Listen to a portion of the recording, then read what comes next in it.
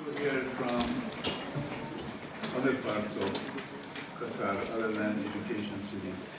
Raise your hand, please, if you're not from Education City. I just want to know. By the way, this is an American school. You can raise your hand. So we can see. Thank you. Welcome. I hope you come back to Carnegie Mellon or Northwestern upstairs, Texas A&M. Education City is really a miracle, thanks to Qatar Foundation, as we celebrate its 20th anniversary. Yesterday there was a meeting of the advisory board of Qatar Foundation. 6 American universities are here doing exactly what they do in North America. No other country has been able to deliver that. Today we have the GLORIANA St. Clair lecture. GLORIANA was the Carnegie Mellon University librarian from 1998 to 2013.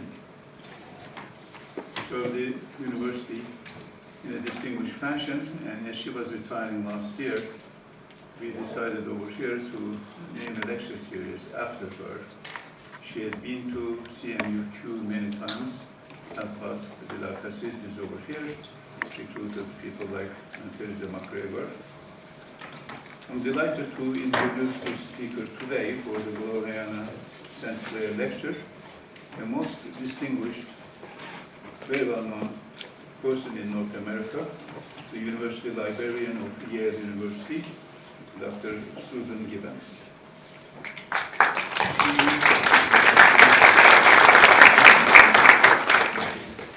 She has been the librarian at Yale since 2011, and this year,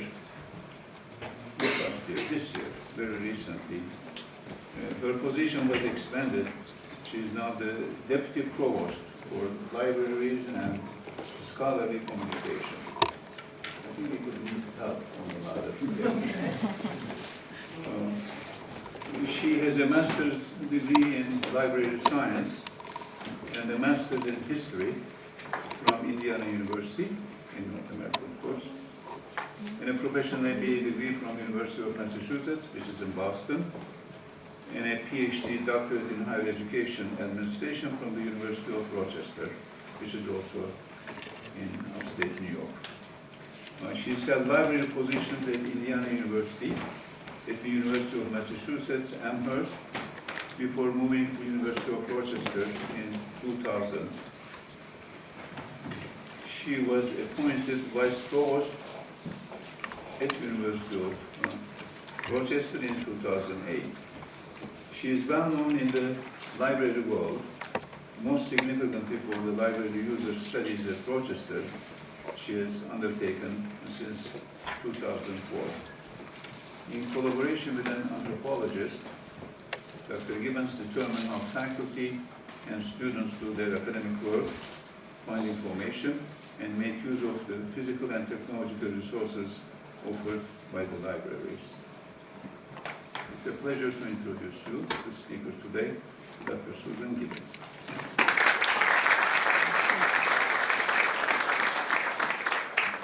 Thank you and good afternoon. It's a pleasure to be here. GLORIANA was quite instrumental in my own career. She helped me publish my first peer-reviewed article. So it's wonderful to be able to come here and help to celebrate GLORIANA's career. So what I'm going to talk about today is how we can better understand library users, the faculty, the students, in order to improve libraries, and talk about the methodologies that we have developed to do so. So let's start with some challenges that libraries are facing right now. The first that we've all experienced, I think, is that technology is rapidly changing research practices. We historically think of libraries as a place you go for articles and for books, that you would do your research in the library and then you would write your papers or conduct your research. What we see today is that different disciplines are changing at different paces as to the level at which that material is digitally available to them.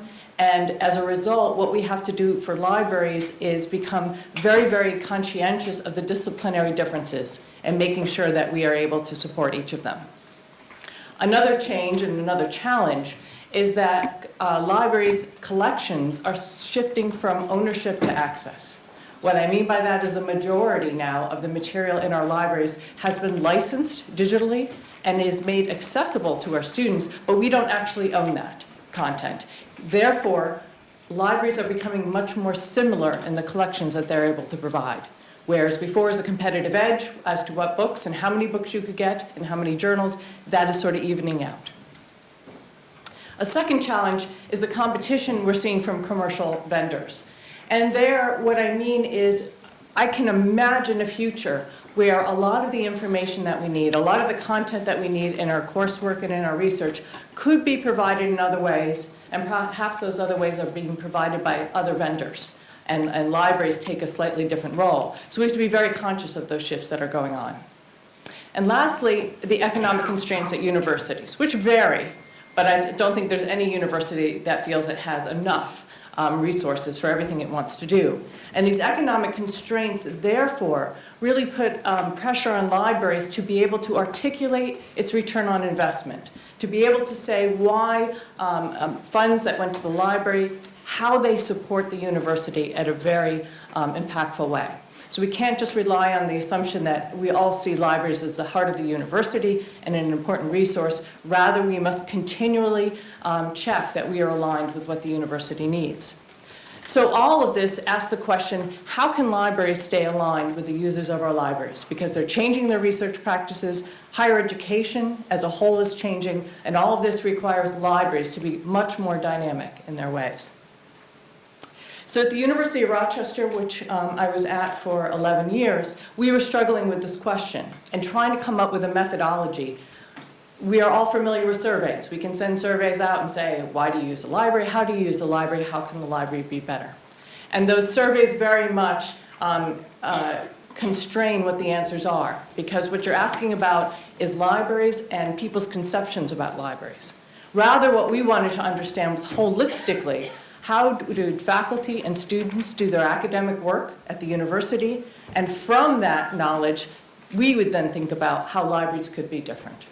So what we decided to do was follow a methodology that Xerox PARC, which is Palo Alto Research Center of Xerox, that was really their think tank for many decades. They had a methodology where they brought in social scientists to help study work environments. And in those work environments, they'd observe how people did their works. And then Xerox would ask the question, well, what tools could we build? What could we do to make that work environment better? Because we were in Rochester and the headquarters of Xerox is right down the street, it was sort of natural that that methodology came to us. So what we did is we literally brought an anthropologist into the library, Dr. Nancy Foster. And she's a PhD anthropologist. And what we asked her to do was help us to take various methods of anthropology and ethnography, modify them to do studies of library users. The goals of all of this was to, one, make sure we understood the difference between the real needs of our users and the perceived needs of our users. And by that I mean, too often as librarians, we will superimpose our experiences at university onto our students and assume that their practices are our practices, when in reality, we very much know that the research practices of our students are quite different. So we needed to constantly test our assumptions. Secondly, we wanted to make sure we could use those findings to improve our services, to improve our digital presence, and to improve our facilities. And I'll show some examples of that. And lastly, the overarching is that we wanted to continually adopt the library to the changing needs of our users. We did not want anyone asking the question, are libraries still relevant? We felt that the responsibility was really upon us to make sure we could answer that. So this is really what our research cycle looks like. It was quite simple. We would start with a question, and I'll give you some sample questions in a moment. We would then turn to our anthropologists and say, can you help us come up with a suite of methodologies, a suite of methods that we were going to use to try to answer that question? Then we would gather the data, and an interdisciplinary team of researchers would then look at the data to discover what our findings were. And all of that sort of makes sense. And then we get to change. And actually, that ended up being the hardest part of the cycle. Because you can find ways that you should do things differently, but actually changing the practices within your library, changing the roles of your librarians and the tasks that they do, that is actually the hardest part. And I've seen too many instances where people have used this methodology and could not find a way to get through that change process. So it's very important, if you undertake something like this, to have sort of a top-down buy-in and support that we are in fact going to respond to the findings that we find. So some examples of the research questions, and these are just a few. At Rochester, we really wanted to understand how students would write and research their papers, which for libraries is essential. That's what we're here to support. What were the barriers to dissertation or thesis completion? How are science libraries still being used in an age where the majority of the material in sciences is delivered electronically? Are science libraries still valued and needed? At Yale, we've looked at questions, again, the barriers to dissertation and thesis completion specifically for humanities students, and then how to design a Center for Teaching and Learning, and what would that facility look like. So I'm going to give just two examples today because we only have a short time. The first one's going to be focused on undergraduate students, students in their first 4 years working towards a baccalaureate degree, and focus on their paper writing and research. And then we'll look at graduate students. So for us, the first question we were grappling with was how could libraries better support undergraduates? And one of the questions we had is, what makes an A paper, the highest marking you can get on a paper? How does that come about? And what happens, and we're trying to illustrate here, between the professor assigning a research paper and then the end result, which is the marking on the paper, an A or a B. So we had a black box question. We did not know what activities happened in that black box, and we wanted to understand that. The first thing we did was we interviewed faculty, professors, and asked the question, well, what is an A paper to you? What was astonishing is how much variability there was in those answers. And it really attuned us to the really disciplinary differences. So for example, some faculty would say, citations really don't matter. As long as they're there, I don't care what citation formats they may be in, APA or something else. Other faculty, if it wasn't in the right citation format style, the paper would get a 0 mark on it. They wouldn't look at it. Others would say, I want them to go out and really find rich research sources. Another one would say, I don't want them going beyond the couple of readings that I've already given them. So we could see from our students the confusion where they felt that they had applied the same exercise to 2 papers and yet got 2 very different grades as a result of it. So from that, we then started studying the students to figure out what was happening in that black box. Our methods included retrospective interviews of students. So we went through the university, we identified classes that had major research papers in them, and then sought to get volunteer students who would participate in the project. So it was a semester-long project. Throughout the semester, we, quote, shadowed our volunteers. What we mean by that is we didn't follow them around to classes. Instead, what we did is throughout the semester, we would send them an email and ask them questions. Have you picked the topic for your paper? Do you have the resources you think you need? Do you think you have enough time to get the paper done? What do you think your grade will be on that paper? So we shadowed them throughout the semester, and then the day they handed in the paper, we asked them to come in and do an interview with us. And that interview was about 2 hours long, and we really had them relive the entire process of that research paper. And while they were telling us a story, we asked them to draw the story as well, with no grading for artistic ability. And so this is a process. End of the junior year, talking to a professor, and it results in, turned in 4 copies of the paper, 3 for his professors, and 1 for a competition. So we had many, many hours of interviews, and we had many of these drawings. And we started finding some patterns in them, and that was our findings, what we needed to respond to. The first one was quite interesting. In this case, the student comes up with a topic for the paper, anti-Semitism and punk rock in the 1980s, and then he or she, I can't remember, calls mom. Says, Mom, what do you think about this topic? Over and over again, we saw parents in these drawings, where a paper was emailed to a parent for editing, just talking back and forth, what do you think of this paper title? Over and over again, we saw parents. And never did we ask in the interview, what role did your mother or father play in the writing of this paper? What we were seeing is a phenomenon in the United States called helicopter parents, and this is sort of a drawing of that. Although it's certainly, we found it in Europe and in Japan, so I don't think it's a North American phenomenon.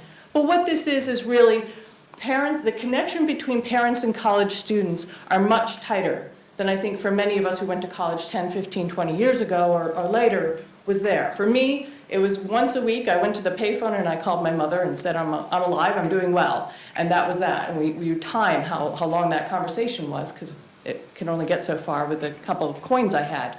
Today, there's a constant interaction that we're seeing between parents and students, largely facilitated by technology. So texting back and forth, emailing papers back and forth is quite possible to do. And because the parents feel so invested in helping their student or their child get into college, they don't quite make that break. And so they continue to be a part of the student's relationship until really the student takes the steps of saying, okay, mom and dad, I'm ready to go off on my own. So what we found is that parents, particularly in freshman year, the first year of college, were very much a part of the research process, which we hadn't thought about. So what do we do with this information? Clearly, we could not change the behaviors of our students. We couldn't convince them that they needed to stop, to cut the cord and stop contacting their parents. So how could we use this information for our advantage, quite frankly? So at the University of Rochester, we used to do a freshman orientation. So the first day on campus, all of the new students would come together in a large auditorium, and group after group would come up on stage and say, welcome, here's what you need to know. And the library was given 15 minutes. And we would get up on stage and we'd say, welcome to the University of Rochester. We have X number of books and so many journals, and your ID is your library card, and on and on. And the students did not hear any of it and could care less. And rightfully so. So if they didn't fall asleep, they were texting, they were doing something else, because it was their first day on college. And their concerns at that moment in time had nothing to do with the library. Their concerns were so much more practical. Am I going to get along with my roommate? What courses should I be taking? Is this the right college for me? Should I have broken up with my boyfriend before I came to college? That's what's in their minds right then. And we were trying to cram in this information about the library. So the timing was completely off. So we stopped doing freshman orientation altogether. And instead, we did parent orientation. Because these helicopter parents, they didn't just drop off their students and drive away. They would drop off their students and then hang around campus to see how everything was going. So the university had a problem, which was all of these parents hanging around campus not knowing what to do with them. So the library volunteered and said, we'll take them. And we invited all the parents to breakfast, and all the librarians attended, and we sat down and we talked to the parents, and some of them were crying, so we had tissue boxes, and we were therapists. But we had the opportunity to get across a very important message, which was that every class at Rochester was assigned a librarian. So when your son or daughter calls and says, I'm working on a research paper, ask them, have you talked to your librarian? So we gave the message to the parents, and we let the parents deliver it on at the point that it was important for their students to hear it. And it worked beautifully. We got lovely thank you cards from the parents, and we did the university a favor by really helping, which ended up being a much larger orientation program for parents on campus. So that was sort of response number one to findings. A second finding should not have been the aha moment it was for us, which was that research and writing and research is not a linear process. We think of it in a very abstract manner of you do your research, you read all those articles and books, and then you write your paper. In reality, this is not the linear process. It's rather a swirl. And we could see that in the drawings, where students would go back and forth between, I think I have all my articles, I'm starting to write, nope, it's not quite right, I'm going back, finding more books, back and forth, back and forth. And that often a student could not articulate when he or she had trouble as to whether it was a writing problem or whether it was a research problem. In other words, a student might come to the reference desk in the library and say, I don't have the right resources. I don't have the right articles and books. We would look at it and we'd say, actually you do. What you're struggling with right now is the formulation of that thesis and how to get that writing started. So this caused us this realization that we could not pull apart writing and research, even though administratively on our campus, the writing center was over here and the library was over there. And we didn't work together at all, and we weren't even in the same building. So that caused us to really change our process. One, we invited the Writing Center into the library because we felt that these two things are so tightly connected, we shouldn't keep them apart. The second is we cross-trained to make sure that librarians understood the basic pedagogy of how to teach writing so that they wouldn't make some of the key mistakes that are key to the discipline. And for the Writing Center, we trained them on understanding what the library could provide. So you had the ability then, whatever desk you ended up in, service desk in the library, to ask for help. We felt it was important if you managed to get to the point of asking for help, that whoever's standing on the other side of that desk should be able to help you anywhere through that research or writing process, and not say, sorry, this is a library, you have a writing problem, please go 4 doors down and see someone else. So we changed that relationship completely from what we found.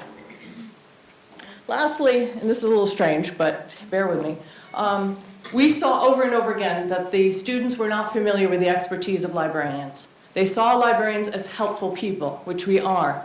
But both at Rochester and at Yale, the librarians have advanced degrees. So the biology librarian has a master's in biology, the American history librarian has a PhD there, but they didn't understand that we actually brought this expertise to our jobs.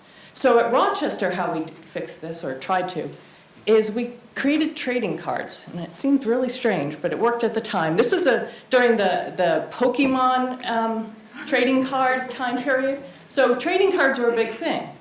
And what we did was we created trading cards for all of our librarians. And we had the League of Librarians, and I know it sounds corny, but it worked. Because what happened is we turned this into games. Collect all the trading cards from each of the librarians, get them to sign.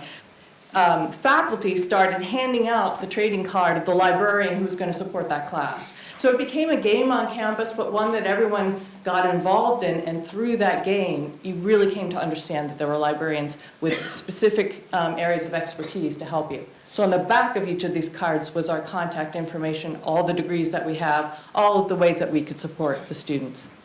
Now at Yale, trading cards wouldn't quite work. It's just a different campus, let's put it that way. It's a different university. So how we addressed it at Yale was the idea of a personal librarian. So each academic year, we have about 1,200 new students who come to Yale. And each of those new students is assigned a librarian who is their personal librarian. The ratio is about 1 to 35, so 35 undergraduate freshman students to 1 librarian. If you forget who your librarian is, we have a little search box there. You put in your name and you're told who your librarian is.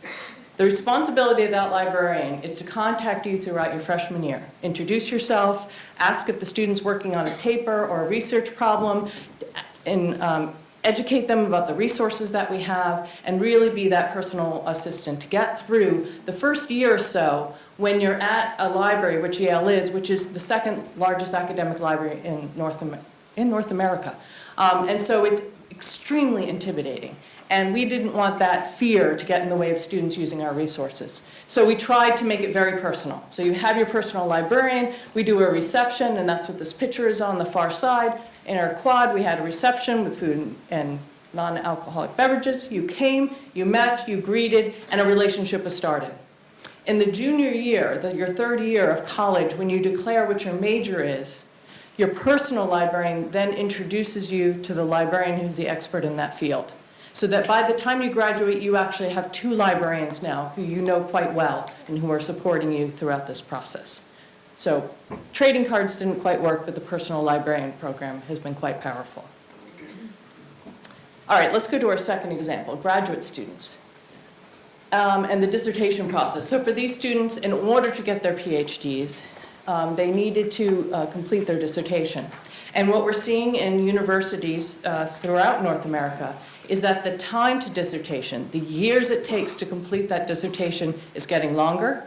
The number of students who are dropping out before they finish the dissertation is getting larger. And so universities are trying to understand this phenomenon and figure out what could be done.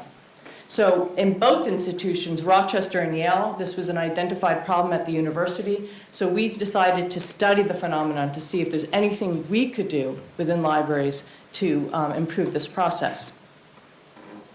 So our methods for these were in situ interviews. In other words, we wanted the students to show us where they did their work, where they worked on their dissertation. So we may have been invited into their apartments, into their laboratories. They might have taken us to a cafe and say, this is where I do most of my writing. Whatever place it was, that's where we wanted to do the interview. And the interview itself was recorded, both audio and video. And if we take this student over here who's going through the folders on the ground, what we had asked her is, show us how you arrange your articles. So these are articles that are important for her dissertation. She prints them out, she puts them in folders, and then puts them into that bin. We asked about all the books that were in the room, and when do you decide to check out a book versus buy a book versus just skip over the book altogether. So by the end of that interview, we had a really rich sense of the environment that the student was working in. So some of our findings from this, and these are findings that we saw both at Rochester and Yale. The first finding was this concept of a magical summer. And this is what I mean by that. When we interviewed faculty, professors, and we said early in the interview, we'd ask the question, what are your expectations of a student's research ability in their last year as an undergrad, in their senior year? And they would tell us what they'd expect. Much later in the interview, we would ask the question, for a new graduate student, what are the research expectations that you have for that student? What do you expect them to be able to do? The answers are different between a graduating senior and a first-year graduate student. But reality, what happened between those two times? For many students, they went on a summer break. They went to the beach. They went and partied because they had graduated, and then they went back to college. So it's 3 months for many of these between graduation and showing up as a graduate student. Yet, in the minds of many faculty, somehow something was going to happen that summer. A magical summer was going to occur that was cause the research skills of that student to change. And it doesn't make much sense when you think about it, yet we saw it over and over again. So what we did with this is we sat down with the incoming graduate students to say, there's an assumption of a magical summer. And there's nothing we can do about that assumption, but what you need to know is we're here to help. Your faculty are going to have some assumptions about the research skills you have, about your knowledge of databases and new tools, and you don't have to confess that you don't know. Here's our card, just call us, and we will get you through this hump to get you to a point where you feel like you and your professor, your thesis advisor, are on the same page of expectations. A second finding that we found with both was the importance of timing of the research tools. So what I mean by this is we would do an exercise where we say to graduate students, if you had the magic wand and it provided you with a tool that would help with your dissertation process, what would that tool do? What we heard over and over again was it would help me with my bibliography and my citations. And we thought, okay, that's simple, because there's tools like that, RefWorks, EndNote. And so we bought institutional licenses for those kinds of tools. Several months later, we go through this exercise again. You've got a magic wand. What's it going to do? It's going to help me with my bibliography and my citations. And we thought, well, hold on. We already licensed the tools. Marketing. We failed to market these products. So we went out and we did a whole marketing scheme telling everybody, it's free to you. Use them. These are great tools. Many months later, we do the exercise again. What's this magic wand going to bring you? It's going to bring me a tool to help me with my bibliography and my citations. And we are just banging our head against the wall. And we finally said, but it's here. Here it is. You know, you've seen it. What's going on? And what was really interesting is they very carefully articulated this sense of, once I start writing my dissertation, my toolkit is locked down. In other words, they understood that RefWorks or EndNote could help them. But they weren't familiar with those tools yet, and these are digital tools. And so they saw a risk in trying to learn about those tools right now as I started my dissertation. What if I lost my entire bibliography? What would happen then? So it really attuned us. So we were delivering this marketing information to students who were about to start their dissertation. That was the wrong population. We instead needed to be focused on incoming graduate students and encourage them to use these tools on their research papers, the smaller papers that didn't matter quite so much, so that by the time they started their dissertation, this was a tool that was comfortably in their toolkit. So the timing of this was really, really important, and it very much was so clear that once a dissertation is started, we lock down all the tools. We're done. We're not going to learn anything new. We're just going to focus on what we feel comfortable with. The third thing that we saw in both studies at Rochester and Yale was the importance of the human network. How do you find out about new research going on in your area? How do you meet new researchers in the area? How do you find out about a book you're supposed to be reading? It was all largely through networks. Friends, colleagues, going to conferences, talking to one another, seeing a colleague post on Facebook that they had just published a new article. They built these human networks, and those human networks were actually the most powerful way that they figured out how to do their research and the tools that they used and the references and the resources that they used. So the question that we're all focused on is how then can the librarians become part of that network? Because we could, as long as we're seen as friendly people, that's one thing. But if we can insert ourselves into that network, we can be quite powerful and helpful in it. And so the great relationships that have evolved have been when a librarian's been able to sit down, let's say with a faculty member, and understand what their research areas are. What are they focused on? Once we have that knowledge, what we're very careful to do is if we see a new book that's come out, we will email that faculty member and say, did you know this new book came out? Or did you know we got a new database that I think would help you with your research? So we're constantly trying to make sure we have some very deep knowledge of what's going on in the research areas for our students and our faculty, and then trying to push resources towards them so that we're seen to be part of that network. At Rochester, we had some very specific findings. One was the importance of space for graduate students. And we went through some exercises to understand what that ideal space would be. The first is the ideal space for a graduate student would have no undergraduates in it. And at first we're like, oh, come on, don't be elitist about it. But they actually had some very good reasons for that. The first was that for many graduate students, they were also teaching assistants in courses. They were also lab assistants and tutors and everything else. And so what was happening is that they would work on their dissertation in a public space, like a library. Undergraduate students would come up to them and say, hey, I'm so glad you're here. I'm struggling with this mathematical problem. Can you help me? So what they really needed was a place where they could go to focus on their dissertation, a place where they could take off all the other hats, all the other roles that they had, and just be the graduate student writing a dissertation. And so once we understood that, then we understood the importance of it actually being a space just for graduate students. They wanted a space where they could work in a solitary way, but with others around. In other words, your dissertation has one author, so it's just going to be you. But they took great comfort in seeing others suffering in the way they were suffering. And that was really, really important. Because if you don't have a space like that, you're probably working on your own in your apartment or your house. And you are suffering, because that is what is part of the process. But you don't realize that that is part of the process, and that's a natural part of the process if you're all by yourself. So it's important to provide communities for graduate students so that they can talk to one another and realize that the pain of the process is actually normal, and you don't have to drop out of the program. You just need to stick with it, because this is what's supposed to happen. They wanted a variety of seating. I want to read a book, so I want to sit in a comfy chair. I want to type. I need to have a task table. I want to work with others. I need whiteboards and all of that. And then the importance of outlets, of electrical outlets, so you can always plug in your laptop, and the importance of good lighting. So what we did was design charrettes, where we invited students to come in and draw their ideal space, and this is one of the drawings here. This one had a microwave and a coffee maker. And through all of our studies, the importance of food and drink, convenient food and drink, so that you don't have to leave where you're studying, give up that study space in order to have a cup of coffee or to have a snack or a granola bar or something like that. Food and drink is extremely important, and then natural sunlight is another. So this is one of two spaces that we ended up creating for our students. It's hard to see, yeah, but in the back here are lockers, and those were extremely important.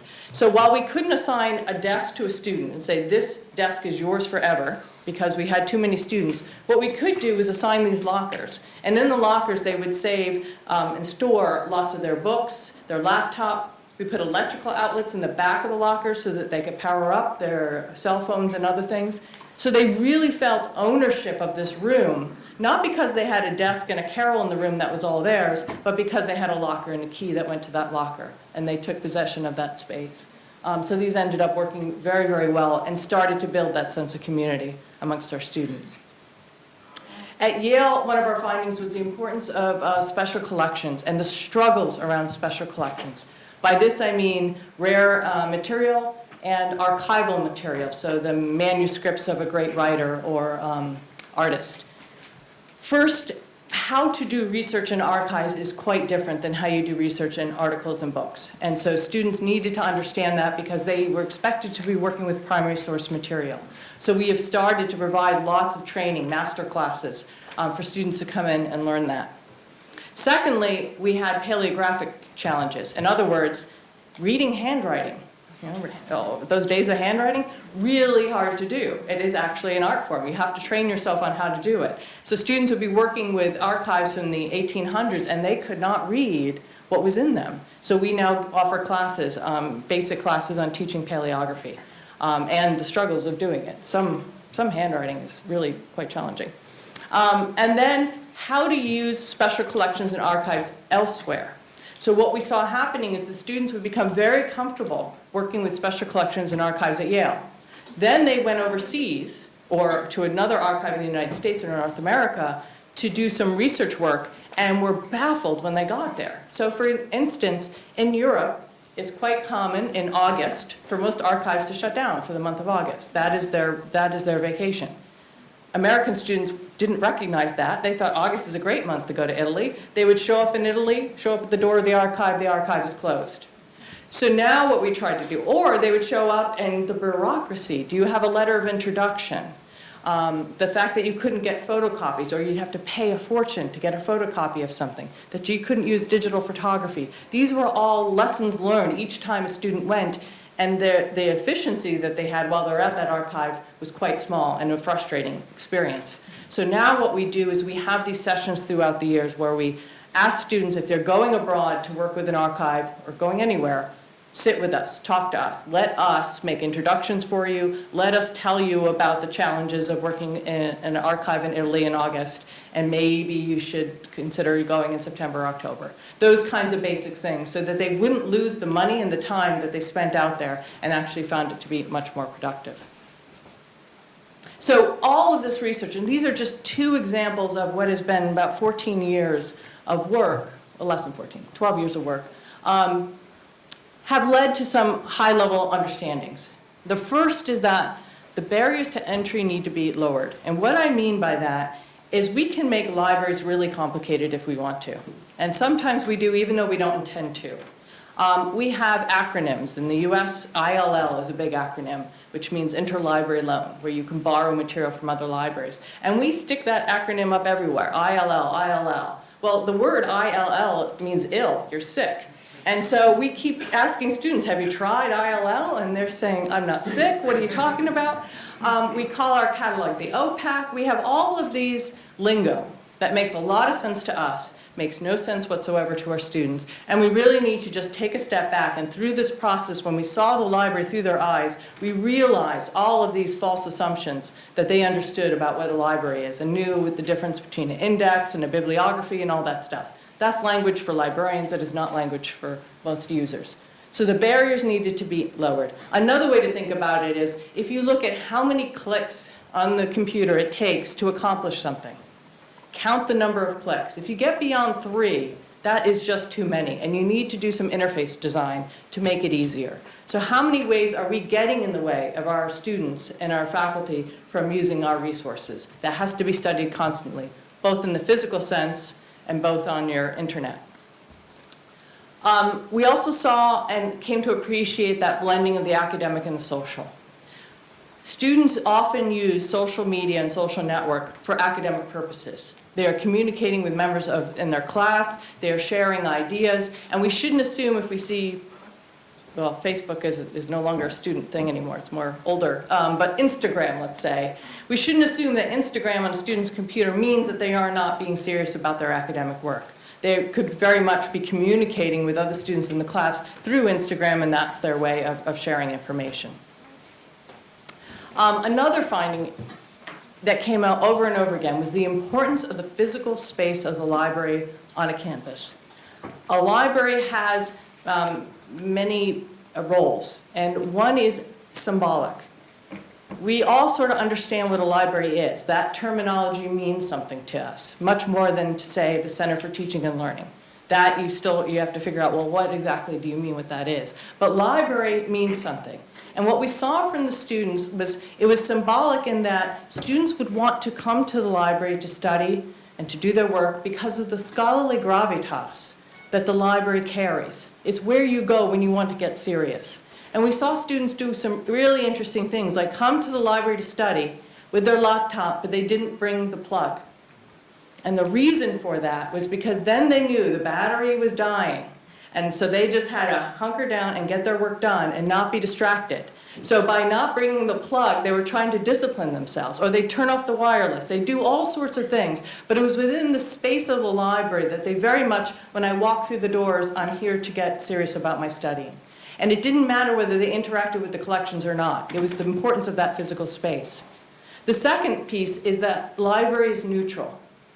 And that's very, very valuable on campus. In other words, all disciplines feel some sort of affinity to the library. They're welcome in those doors. Faculty, graduate students, undergraduate, everybody's welcome in the library. No one stands there and wonders, can I enter the library? Whereas other places on campus increasingly could feel like it belongs to a certain part of campus. A science building is only for science students. A music building is only for music students. A gymnasium might only be for athletes. But no one comes to the library and says, I wonder if I can go in. That neutrality is very powerful. And therefore, it means a library, once established, could then be the umbrella space for other parts of campus that are academic services that do not, that you want to convey are available to all.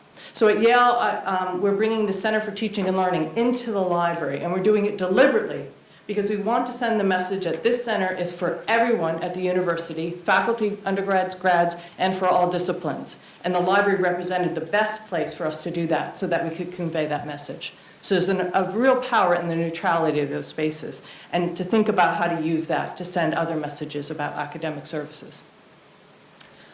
Technology and literature are intertwined.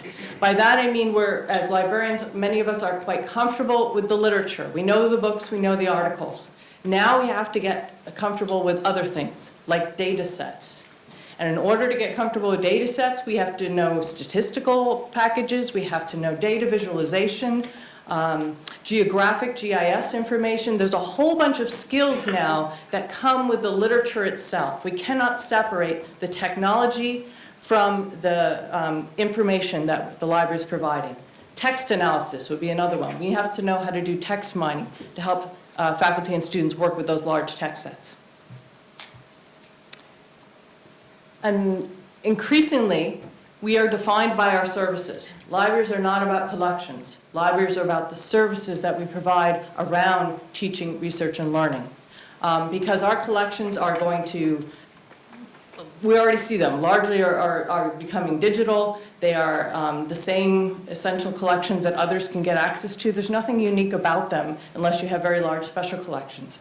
But it's our services that the library is the place where you go to get the help for GIS, for data management, for text mining, for statistical analysis, for all of that. That's what the library increasingly is being known for. And we have to, it's a mind shift to get us out of thinking about being defined by our collections and instead being defined by our services. What it means for libraries need to do is we need to embrace experimentation. In general, this is a stereotype of librarians, but we like to sit in committees, we like to think about things, we like to understand every possible outcome before we do it. We don't like to fail. There's a perfection in our field. We have to get out of that mindset and we have to be able to experiment. And we have tried at Rochester and at Yale all sorts of things, like let's do library hours at the student cafe and see if they'll come and work with us. And sometimes they do and sometimes they don't. Oh, well, work, didn't work, what's next? If you don't, within the management of the library and the philosophy of the library, really embrace that experimentation and allow people to try it, no one's going to try anything. And therefore, we're going to stay right where we are. And then lastly, we have to be quite tolerant of change and failure. You need to be able to embrace something new, and if it doesn't work, it's an R&D, a research and development mindset. And if you can't get into that R&D mindset, I really think what's going to happen is your campus and your university is going to move beyond what the library can provide, and you're going to find yourself guarding a beautiful collection, but not really being able to articulate what the value add is that you bring back. So you have to be willing to change, which is extremely difficult to do, but also to assume that you're going to fail somewhere along the way, pick yourself back up and try again. So if you want more information, Nancy Freed Foster is the anthropologist that I worked with. She has continued on in this area. She now works for Ithaca S&R, which is a think tank in the US. These are 4 of her books, but if you just Google her name, you will find a lot of information and a lot of articles. She has blogs and other things. The other thing to know is what this map is showing. There's a group called AnthroLib. It's a listserv, and all these pinpoints are where those methods from Rochester have been adopted someplace else, either through Nancy and I helping and doing some work to train, or just they contacted us by email. We helped develop methodologies for them. But this is not a Rochester, Yale kind of thing. It's really taken off and has helped to design libraries. And if we go back to this, that 4th book, The Living Library, is all about designing a library using these methods. The bluish one is about discovery systems, catalogs, in libraries, and these first 2 are about undergraduate students and different methods to understand and study undergraduate students, and then improvements you can make in your libraries. So with that, I will stop and open up the floor to any questions. Thank you. You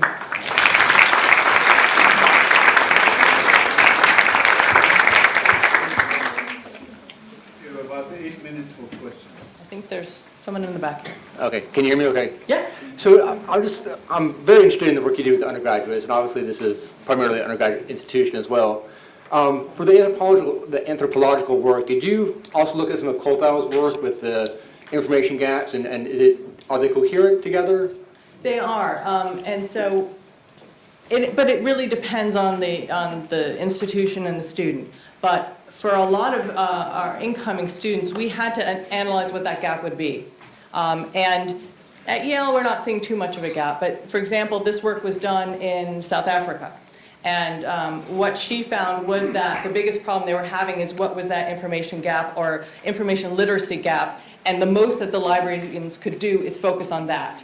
And so I think as you model it to different regions, you really have to be considering the local issues. So what we say over and over again is borrow the methods, but don't borrow the findings. The findings are unique. Every campus is unique, but the methods can be applied elsewhere, and you're going to have different findings and different responses to it. Other questions? Yes, sir. My question really is, what is a library today? And you've talked about the physical space, the status conferral of the space, the digital collections. How do you conceptualize that now when some students may never physically enter the physical space but are using the services of a library? So do we need a new definition of libraries? The second part of that is, how do you teach people to learn to use libraries outside of a course or something? It sounds like it's a very scattershot approach everywhere, and people just don't do it. They just don't learn a lot about what libraries have to offer, it seems to me. Yeah, so let me take the second question first. So how do you teach students about the importance of libraries and that information? There's a lot of emphasis on libraries providing early courses freshman year, and that's one way to go at it. But what we saw over and over again was the most influential individual is the professor, not the librarian on the sideline saying, hey, pay attention over here. So we started working with faculty to help them design research papers that required students to break out of what they could find just on the internet and just through databases, but force them to actually come into the library and work with, for example, primary resources or things that you can only find in books, things like that, to introduce them. So it was the tweaking of research projects and having the faculty member say, go meet with your librarian, have it on the syllabus. That was the most influential way to alert students to the importance of libraries.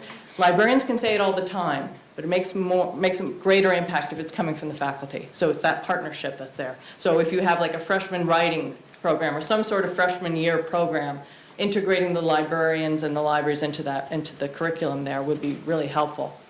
So what is the definition of the library? Going to your first question, I have to say even that one is going to be defined by the institution and by the campus. So I'll give the example. At Yale, we very much defined ourselves. Yes, we're the information resources. Yes, we support research, teaching, and learning. But we have one of the largest special collections in the country. So we are saying what makes an education at Yale unique is the fact that you can work with special collections from your first day to your last day.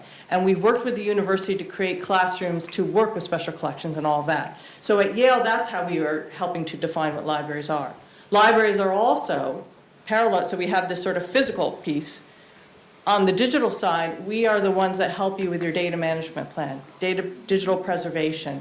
Those areas which it's the skills that we have in the physical world, which is cataloging, preserving, keeping track of where things are. We need to take those skills and put them into the digital world, not just for library information, but the entire campus's information, and then help preserve it all. So we're standing up an entire digital preservation system because we feel we are best positioned, and we have the longest, we think, 100 years, where other parts of the university think 5 or 10 years.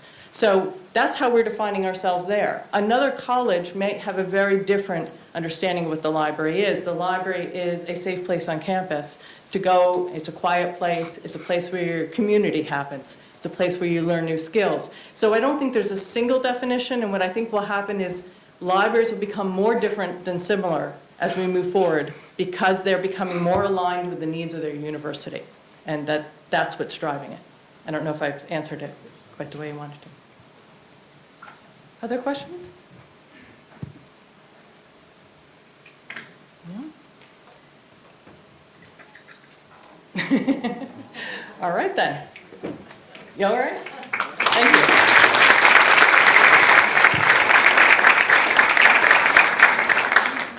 Oh.